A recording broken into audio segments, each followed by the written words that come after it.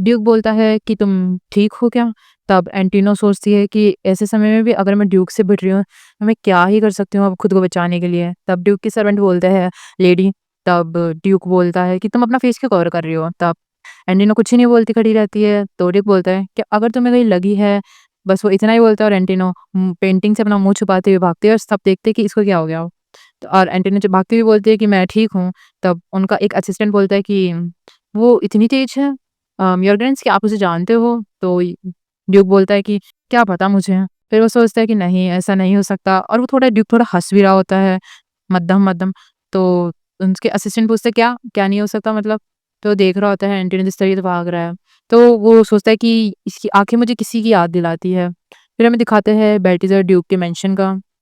वहाँ पे एंटिनो सोच रही होती है कि देखने में तो सब कुछ नॉर्मल ही लग रहा है और वैसे भी हर बार की तरह हम दोनों एक-दूसरे में क्यों भिड़ जाते हैं? तब कि मैं इस तरीके से ड्रेस करी हुई थी, पर वो यही सोच के चल रहे होते हैं और वो देखती है कि लगता है कि अभी तक ड्यूक वापस नहीं आया है और फिर दिखाते हैं कि ड्यूक उसके पीछे खड़ा होता है और उसके पीछे से आगे जाके बोलता है कि तुम्हें कुछ चाहिए मुझसे? तब एंटिनो बोलती है, "नहीं, नहीं, मतलब कोई काम नहीं है मुझे तुमसे, बस ऐसे ही।" तो ड्यूक बोलता है, "लेकिन ये अच्छी बात नहीं क्योंकि मुझे तुमसे काम है।" तो वो बोलता है तब ड्यूक बोलता है कि, "अंदर तो आओ, मुझे तुमसे कुछ बात करनी है।"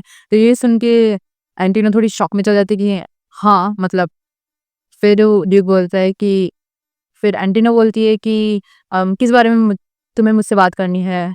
तो ड्यूक बोलता है कि वैसे मुझे एक बात बताओ, तुमने जैसे कि कहा कि तुम्हारी बहन रोज़िला दहन से जो कि मर चुकी है, कहा था ना तुमने? तो वो सोचती है एंटीना बोलती है फिर कि हाँ, लेकिन तुमने क्यों पूछा? तो वो बोलता है ड्यूक कि क्योंकि आज मैं किसी से मिला, जो किससे बिल्कुल तुम्हारे जैसा दिखता है। और एक बात ध्यान रखना, वैसे तुम कुछ कह क्यों नहीं रही हो? तब वो सोचता है कि ये सेंट जो वुमेन मैंने पहले देखी थी, बिल्कुल उसी की तरह सेम है, कोई डिफरेंट नहीं है इनमें। आखिर ये सेंट है या क्या है? तब एंटीना बोलती है कि मुझे समझ में नहीं आ रहा तुम किस चीज़ के बारे में बात कर रहे हो? तो ल्यू बोलता है कि ठीक है फिर मुझे तुमसे सीधा-सीधा पूछने दो कि रोज़ेला दहन क्या सच्ची में मरी है? तब एंटीना को पसीना आ रहा होता है और वो बोलता है कि एंटीना सोचती है कि वाक़ई में ये जान लेगा। तब ड्यूक बोलता है, बढ़िया होगा अगर तुम मुझे सब कुछ सच-सच बता दो। अगर तुमने अपनी बहन को मरा हुआ घोषित करा है और उसे तुमने कहीं पे छुपा रखा है, तो तुम ये बात ध्यान रखना कि इसकी कॉन्सिक्वेंस अच्छे नहीं होंगे, तुम्हारे लिए बहुत ही खराब हो गया है। तो वो क्या बोलती है, ना मतलब नहीं। तब तब एंटीना सोचता है कि क्या इसे लग रहा है कि मैं वो वुमन हूँ? तो ड्यूक बोलता है कि अगर तुमने उसे छुपा रखा है वो भी किसी भी तरीके से, तो तुम्हारे लिए बहुत ही बड़ी सज़ा के तौर से देखा जाएगा। तब एंटीना सोच रहा होता है कि वैसे ठीक ही तो बोल रहा है, जो ये जो ड्यूक है, ये इस तरीके का इंसान है ही नहीं। ये हमेशा से बहरम इंसान रहा है, बिना इमोशंस के और ये पहले देखा जाए तो इस नॉवल में ये रोज़िला को यूज़ करता था, प्यार करता था उससे, लेकिन उसको हमेशा की तरह आखिरी में रोज़िला को मार ही दिया। तब ड्यूक तब एंटीना थोड़ा सीरियस होके बोलती है कि तुम फालतू में ही बकवास बातें कर रहे हो। क्योंकि ऐसे तुम्हें किसी भाई से नहीं कहना चाहिए जिसकी बहन मर चुकी है और वैसे भी देखा जाए तो हम दोनों खून के रिश्ते से नहीं है भाई-बहन क्योंकि जब मैं छोटा था तो मेरी मदर ने दोबारा शादी करी थी बैरन फैमिली से और उसी के साथ रोज़िला आई थी उनके साथ। रोज़िला और मैं, हम दोनों का कोई खून का रिश्ता नहीं है, तो ऐसी कुछ हो ही नहीं सकता कि हम एक जैसे दिखें। तब ड्यूक बोलता है, "अच्छा, तो क्या पता मुझे ही कोई गलती हो गई हो मुझसे।" बोलता है, "ठीक है, मुझे माफ़ करना, तुम यहाँ से जा सकती हो।" फिर जैसे ही एंटीनो जा रहा होता है, तब ड्यूक बोलता है कि लेकिन अगर ये सब ऐसा है, ये बात ध्यान रखना कि अगर ये एक्ट हुआ ना, तो इसके लिए भी तुम्हें बहुत बड़ी भुगतान करना पड़ेगा। तब एंटीना सोचती है और वहाँ से चल जाती है। फिर ड्यूक सोच रहा होता है कि ऐसा कैसे हो सकता है, मैं सिर्फ़ उस सेंसिटिव हो रहा हूँ उस सेंट की वज़ह से। हमें दिखाते हैं कि एंटीना अपने कमरे में आ जाती है और बोलती है, "हाँ, मैंने आखिरकार कर ही दिया।" तो बोलती है कि मैंने इसको बहुत ही अच्छी तरीके से मैनेज करा है। फिर दिखाते हैं अगले ही पल में वो बोलती है क्या पागल जैसी बातें करता है ये मुझे कॉन्सिक्वेंस झेलने को बोल रहा है सिर्फ़ उस इंसान के लिए और वैसे भी मैंने तो खुद की ही नकली डेथ को बनाया है। एंटोनियो काफ़ी वीक तरीके से उसके पैर फ़ील हो रहे थे उसको। एंटोनियो काफ़ी खुशी के साथ सोचती है कि फाइनली कुछ भी हो लेकिन मुझे मेरी पेंटिंग मिल चुकी है। बस अब बचा है कि मुझे इसको सिर्फ़ बेचना ही बाकी है। फिर दिखाते हैं कि एंटिनो जा रहा होता है तो वो सोचता है कि अब मैं इस पेंटिंग को कैसे ही बेचूँगा? कुछ भी हो मैं कितना ही सोचूँ, मुझे समझ में नहीं आ रहा कि मैं इसे क्राउन प्रिंसेस को कैसे दिखाऊँ, मेरा जैसा एक सर्वेंट। तब लेडी पूछती है एंटीनो तुम इतनी चिंता क्यों लग रही हो? क्या कोई गड़बड़ है?" तब लेडी बोलती है कि, "क्या है? मुझे बताओ, मैं तुम्हारी क्या पता मदद कर सकूँ।" तो और वैसे भी आज तो तुम्हें सबसे हैंडसम पर्सन बनना है, तो तुम इस तरीके से उदास-उदास नहीं रह सकते। तब एंटिनो बोलता है कि प्यार से, "लेडी, आप बहुत ही ज़्यादा कर रही हो।" तब लेडी बोलती है कि, "तुम्हें क्या लगता है मैं तुम्हारी मदद कर सकती हूँ? मुझे अंडर एस्टिमेट कर रहे हो?" तब एंटिनो बोलता है, "नहीं, नहीं, धन्यवाद, लेकिन इतना आसान नहीं है। एक्चुअली मेरे को अपना डेब्ट वापस पे करना है, तो मुझे हाईनेस से मिलना होगा, वो भी क्राउन प्रिंसेस से पहले।" तब लेडी बोलती है कि, "बस इतनी सी बात है, तुम इतना परेशान?" तब एंटिनो बोलता है, "हाँ।" तो बोलते हैं लेडी, "एंटिनो, तुम्हें पता है ना कि आज की जो टी पार्टी है वो कहाँ हेल्ड हो रही है?" तो दिखाते हैं कि ये तो क्राउन प्रिंसेस की फैमिली है, मार्किस स्वेट। फिर दिखाता है कि प्रिंसेस बोल रही होती है, "वाओ, सो ब्यूटीफुल।" तो दिखाते हैं कि ये प्रिंसेस होती है, सबसे ही छोटी बहन होती है क्राउन प्रिंसेस की, एक अलग है हेयर और अलग दूसरी जो प्रिंसेस होती है वो बोलती है कि एंटिनो के हाथ इतने स्किल्ड कैसे हो सकते हैं।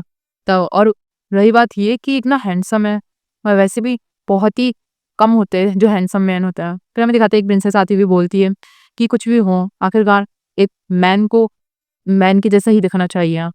और वैसे भी इसके जैसे कैसे ही पतला इंसान कैसे सर्व करेगा जैसे सर्वेंट।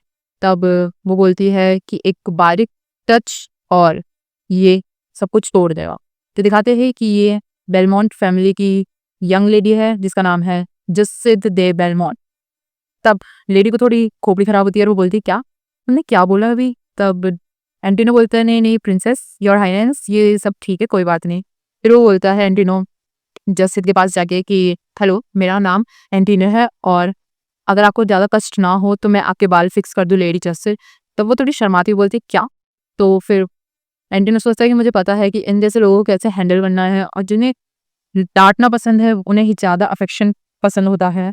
तो बोलता है कि, "लेडी जसिड, आपका फेस बहुत ही अच्छा है और अगर मैं थोड़ा अपडू कर दूँ आपके बालों के साथ तो वो और भी अच्छा लगेगा।"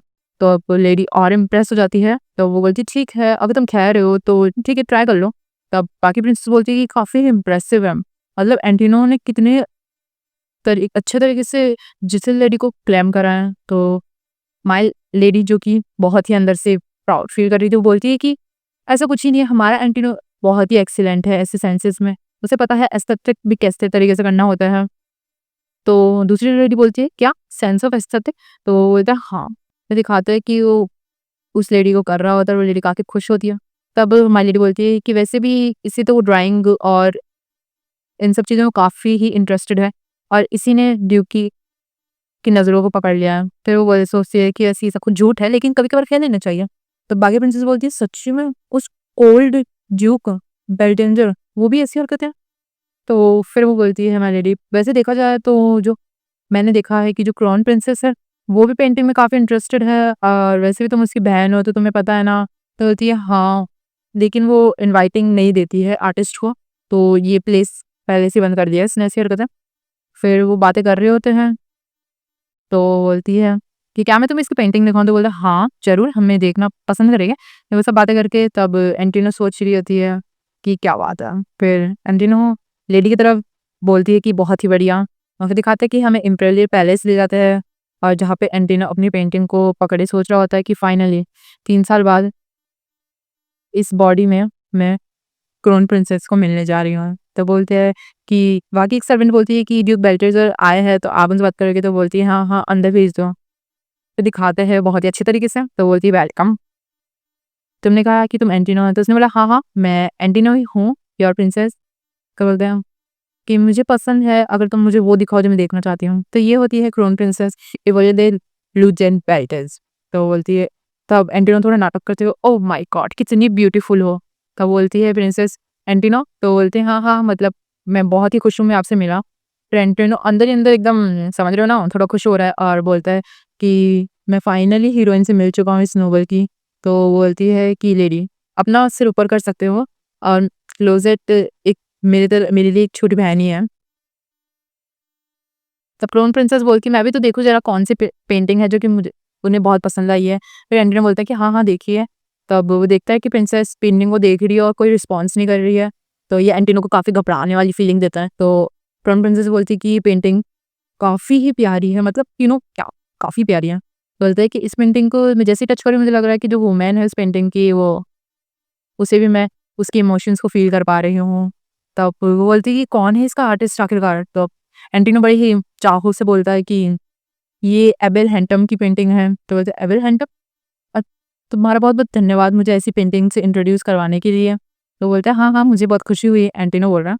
फिर क्राउन प्रिंसेस बोलती है कि एंटिनो मेरे पास एक रिक्वेस्ट है। तब एंटिनो बोलता है हाँ, किस तरीके की? तो बोलती है कि जैसे तुम्हें पता ही है कि मैं बहुत फ्री नहीं हूँ कि मैं जा इधर-उधर जा सकती हूँ, लेकिन मुझे पेंटिंग पसंद है, लेकिन ये बहुत ही कठिनाई का काम है ऐसी इसी तरीके की पेंटिंग ढूँढना। तो इसलिए तुम्हें पता है ना कि मैं इस पैलेस से आउटसाइड स्टेप नहीं रख सकती हूँ। तो मैं तुम्हें एक फ़ेवर करने के लिए बोल रही हूँ। मुझे पता है एंटिनो तुम्हारी आँखों में भी वही पेंटिंग है, तो मैं तुम्हें इसकी बहुत ही अच्छी रकम दूँगी। तो क्या होगा तो क्या तुम मुझे भविष्य में भी ऐसी ही अच्छी-अच्छी पेंटिंग लाके दिखा सकते हो? तब एंटिनो बड़े ही प्रसन्न से योर हाइनेस मतलब हाँ, ऑफ़ कोर्स मैं ला सकता हूँ। बोलती है कि मुझे इस पेंटिंग को पहले पेमेंट कर देना चाहिए इस पेंटिंग का। वहाँ पे अपना सिग्नेचर करके कर देती है और एंटिनो सोच रहा था कि फाइनली ये हो गया। क्राउन प्रिंसेस का टेस्ट काफ़ी बढ़िया है। फिर वो उसे चेक देता है और फिर एंटोनियो जैसे ही चेक पे देखता है उस वक़्त तक बड़ी खुशी से तो फिर वो बोलता है कि लेकिन योर हाइनेस आपको ऐसा नहीं लगता कि अमाउंट कुछ ज़्यादा ही गलत लिखा हुआ है 1000 पेयरिंग्स तो वो सोचता है कि जो असली में जो नॉवल में था वो उस पेंटिंग को कम से कम 500 बेयरिंग्स में खरीदा गया था लेकिन ये उसका डबल है। तब प्रिंसेस बोलती है कि वो तो है ही लेकिन ये डबल मैंने इसलिए किया है क्योंकि तुमने मुझे ऐसी पेंटिंग लाके दी। ऊपर से एंटीना तुमने मुझे बहुत ही अच्छे तरीके से बताया इस पेंटिंग के बारे में। तो देखा जाए तो एंटीना मैं तुम्हारे साथ फ्यूचर में काम करना पसंद करूँगी अगर तुम मुझे डिलीवर करो। एंटीना हमारे यहाँ पे मन ही मन प्रसन्न हो रहा है और बोलता है ठीक है वैसे भी ये मुझे मेरा डेब्ट पे करने में काफ़ी मदद करेगा। तो बोलते ठीक है मैं आपके साथ काम करने को तैयार हूँ। फिर दिखाते कोई भागता हुआ आता है और बोलता कि हिज़ हाइनेस क्राउन प्रिंसेस आ चुके हैं। तब एंटीना उसके बारे में बिल्कुल बेखबर था और दिखाते क्राउन प्रिंसेस तो वो बोलती है क्राउन प्रिंसेस कि तुम आ गए। फिर दिखाता है इस प्रिंसेस के बारे में प्रिंस के बारे में बताता है रेडिएंट ब्राउन हेयर कलर है और सन लाइक गोल्डन आँखें इसकी। फिर हमें बताता है प्रिंसेस बोलती है कि क्लोजेट बेलबिंग के बारे में तुमने पूछा बहुत बढ़िया। तो बोलता है कि बड़ी ही कठोर से की है तुमने ड्यूक के सर्वेंट को बुलाया सिर्फ इसलिए क्योंकि तुम्हें उस लड़की के बारे में जानना था जो कि नॉवल वुमेन भी नहीं है। तो तुम्हें क्या लगता है तुम ऐसी हरकतें क्यों कर रही हो क्राउन प्रिंसेस? तो वो बोलता है कि कहीं तुम्हें ड्यूक फैमिली से सीक्रेटली कोई रिश्ता तो नहीं रखना है नहीं? तो दिखाते हैं कि ये होता है एस्टन वेंडुलेप दे लुकबेंट। अरे इनका नाम है क्या ये? इतने अजीब-अजीब नाम रखते हैं लेकिन कोई बात नहीं क्राउन प्रिंस भी काफ़ी तगड़ा है। तो ये एक साइको मेल प्रोटैगनिस्ट है। हमें दिखाते हैं कि क्लॉलेस मतलब ड्यूक और क्राउन प्रिंसेस बचपन के दोस्त होते हैं और वो ऐसे दोस्त होते हैं जिन्हें कोई भी अलग नहीं कर सकता लेकिन किसी तरीके से क्राउन प्रिंसेस और उस प्रिंस की शादी हो जाती है जिसकी वजह से उनका रिलेशनशिप बहुत अलग हो जाता है जिसके कारण कि उन दोनों में से कोई भी एक तरफ नहीं रह सकता है उनके साथ और वो ड्यूक से थोड़ा अलग हो जाती है। तब वो प्रिंस बोलता है कि तुम क्या कौन सी स्कीम तैयार कर रही हो कि तुम मेरे ही पीठ पीछे ड्यूक फैमिली के साथ कुछ रिश्ते रख सकते हो। बोलती कैसी बकवास कर रहे हो क्राउन प्रिंस, मैं क्या ही स्कीम रखूंगी, मैं तो सिर्फ क्लोसेट के बढ़िया रहने की बात बता रही हूँ। तो बोलते तुम्हें लगता है कि मैं तुम्हारी इन बातों पर विश्वास करूंगा? तो बोलता है तो नहीं तो आपको क्या लगता है कि आप मुझ पे शक करोगे? तो तुम वो प्रिंस बोलता है कि तुम्हें कभी भी नहीं पता चलेगा तुम्हारी फैमिली मार्कस उन सब ने मेरे पीठ पीछे ही ये सब प्लानिंग करी थी। तब वो चिल्ला के बोलती है योर हाइनेस। इन दोनों के बीच में लड़ाई हो रही होती है तो बोलती है कि बस भी करो अब। तब ड्यूक तब एंटिनो सोच रहा होता है कि सब क्या हो रहा है और क्राउन प्रिंस उसका हाथ पकड़ के बोलते हैं तुम्हें क्या लगता है तुमने ये सब प्लान करोगी और जिस तरीके से मेरी मदर को तुमने इन सब प्लानिंग प्लॉटिंग में फंसा के उन्हें ये मजबूर कर दिया था कि वो खुद की जान खुद ले ले। लेकिन ये बात ध्यान रखना मैं इतना कमजोर नहीं हूँ कि जो मैं ऐसी हरकतें कर सकूँ। तब एंटिनो सोच रही है कि असली स्टोरी में तो ऐसे ही हुआ था कि किसी पे शक करना मिसअंडरस्टैंडिंग और आखिरकार यही इन्हें ख़त्म कर देती है। लेकिन अगर इस मोमेंट पे ड्यूक आ गया ना तो सब कुछ और भी बिगड़ जाएगा। एंटोनी यही सोच के थोड़ा घबराया जा रहा होता है और वो बोलता है स्टॉप योर हाइनेस। फिर दिखाता है कि कोई गेट खोलता है और एंटोनी पीछे देख के शिट अबे। फिर दिखाते हैं कि ड्यूक क्राउन प्रिंसेस का हाथ छुड़वाता है उससे और बोलता है क्या तुम्हें दर्द हो रहा है? तब एंटिनो हमारा मुंह बंद करके सोच रहा होता है कि मतलब ठीक है हमेशा ऐसी हरकतें जहाँ पे मैं ही होती वहाँ पे ही क्यों करनी होती है। तब और इसी के साथ ये एपिसोड फिनिश होता है। मिलते हैं नेक्स्ट एपिसोड में।